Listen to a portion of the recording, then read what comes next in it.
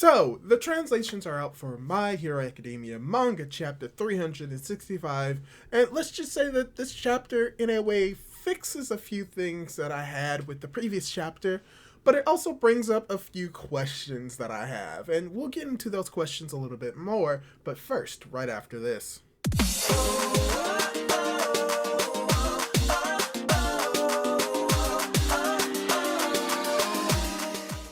Hey guys, how's it going? It is your boy, Manga Man Drew, and I'm here to do my manga review for My Hero Academia Manga Chapter 365, titled Number 4 and Number 5. And from the title of this chapter, we're going to be having a heavy focus on both MIRUKO and Deadshot and how they're going to be contributing in this battle, which is very interesting because the contributions that both of these characters provide in this chapter is not necessarily monumental, but very important to what's going on. Because while Deadshot is dealing with Bakugo, MIRUKO is the main person dealing with Shigaraki, and both of them are playing vital roles not just in this chapter, but in this story, and you'll see why that's going to be the case right now. Because the chapter pretty much starts off with an explanation of what Deadshot is actually doing. The chapter pretty much begins with Horikoshi telling the audience, hey, this is Deadshot's quirk. He can flatten and stretch his body at will. That's just what he's able to do. So the fact that he's able to become thread-like substances is within his wheelhouse of abilities, especially when it's explained in this chapter that this is due to diligent training over the years, which makes sense because he has been a hero for years. So this makes sense that he's able to do this with his quirk.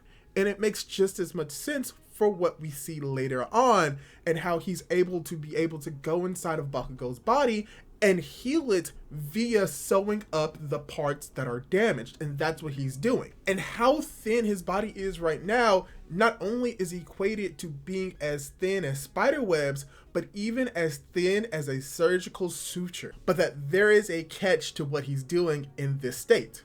And it's pretty much establishing what he's doing, that apparently Best Jeanist did sew up a part of Bakugo's heart, which probably explains what he was doing with his hands a few chapters ago.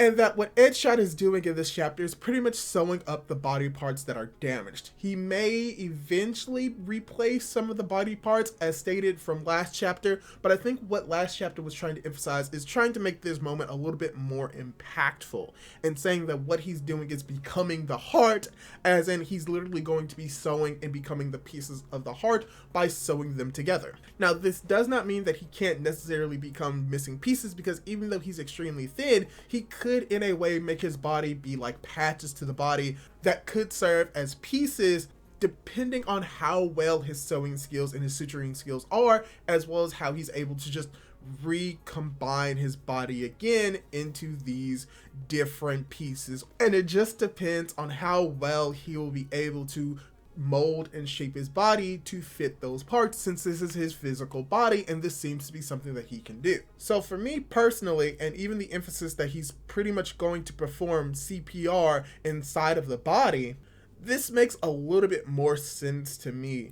Even the emphasis that by doing this, it is draining his life as it begins to fade away, implying that whether or not he knows it or not, that Deadshot is most likely going to die after he finishes, or if he finishes up, sewing up the body. And the only real complaint I have about this is the fact that even though he's doing all of this, he has a disinfectant bubble from Wash that he's piling through to disinfect his body so that he can eventually go into Bakugo and help him. And the question that I really have, and a lot of people are having, is where did this bubble come from? As in, we know that this bubble comes from Wash, and we know that Wash's bubbles can be disinfectant, but how did Deadshot get a hold of this bubble? The simple answer is that he asked Wash, but why didn't we see that? Well, for me, this doesn't bother me as much because it's a very small and minute detail that just gives more credence to what he's able to do in this moment, and that it's more of a formality that doesn't necessarily need an explanation. This would be completely different if we've never seen Wash actually use these bubbles to disinfect wounds or to disinfect people, which we have. So for me, I'm kind of fine with the bubble being there, even though it doesn't make the most sense, because it's a very small and minute detail that does not necessarily need a whole bunch of explaining just for this one small bubble. But with that, we've talked a lot about Edshot, but let's talk about MIRUKO. And let me just say, she's in peak character in this chapter. Because a sort of complaint that I had about last chapter is that she seemed to have a regret that she was unable to kill Shigaraki during the first initial raid. But we see that that is definitely not the case. We see that as Shigaraki, and I'm saying Shigaraki because at this moment, potentially Shigaraki Tomura is in more control or has more of his personality in play, is going to try and attack both Best Jeanist and Bakugo to prevent them from doing what they're doing. But MIRUKO comes in and tries to save the day by knocking some sense into Shigaraki, literally. Because as she is fighting for her life, we get to see more of her like initial characterization for her character as her arm is being ripped off, as Best Jeanist is putting wires around her arm so that she can move. As she's moving like a rabid bunny, she quotes one of her most famous lines in the series, and that she brings up this idea once again that she doesn't want to die with regrets. So she's going to go all out, and that it's her only option. And this is just something that I just really enjoy about MIRUKO, about how even though she's a hero, she's trying to do all of this and doing the best that she can so that she can die without regrets, which allows her to use a Luna Rush and just go in on Shigaraki in this moment. And what's very interesting about this entire scenario is that you just have Shigaraki thinking to himself, the heck? Why can I feel pain? Because this is something new that we're just discovering. That apparently Shigaraki can't feel pain. But the attacks from MIRUKO and the attack from Bakugo just now caused him to have some pain or to feel something when he was unable to feel anything before. And that he's having this moment of crisis, and at this moment he's coming to a realization that I may be a little bit scared of these people.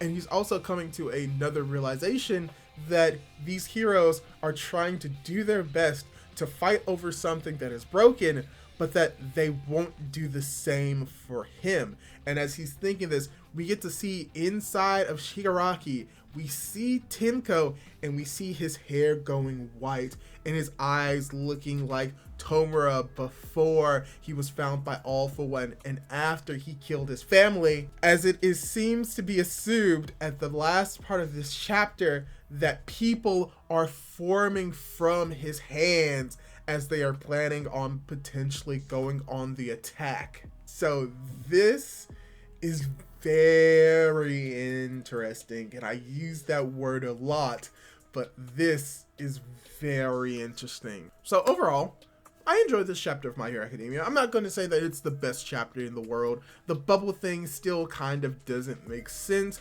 but I can be okay with it because it is technically something that has been established in the story prior, even though we don't necessarily get to see how Edshot actually got to see it.